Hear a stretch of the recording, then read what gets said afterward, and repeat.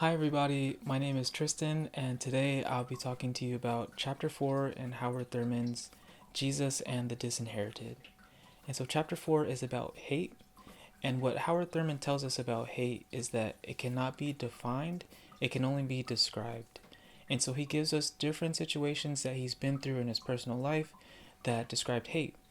And so, what he tells us also about hate is that it comes from a lack of genuine fellowship, meaning that there's no genuine attempt to connect with the other person, to understand the other person, and when we're not having genuine fellowship, that comes across as ill will and unsympathetic understanding of another person. And so, one situation that he tells us about in chapter 4 is a time where he's on a train and there's an elderly lady that's sitting ahead of him. And as this lady is getting her ticket checked, she tells the conductor, "What is that doing here?" And throughout the train ride, um, she's also going to the other passengers, telling them her opinions and just spreading ill will among them. And Howard Thurman tells us that he felt the atmosphere shift from a common indifference to a positive resentment of his presence. And that just goes to show what happens when we have ill will in our hearts and how that manifests in certain situations.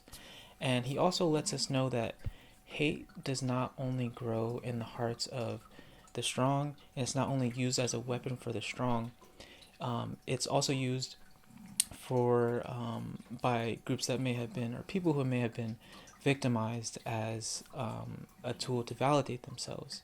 And so he also tells us about a situation where he was in a Jim Crow car, and these two little black girls are sitting with him, and as they're in the car, they see these two white girls who are skating towards the car. And so these two black girls, they're about 14 or 15 years old, and they say to each other, um, wouldn't it be funny if they fell and splattered their brains everywhere? And Howard looked at them and thought to himself, what have they been through to think that way and to think that that's okay? And that just goes to show what happens when we have hate in our hearts. Sometimes we use that as validation to maybe fill a void, to feel validated, and to feel like you're important and you're not weak. But hate, it blocks our hearts, it blocks our minds, and it blocks our creativity.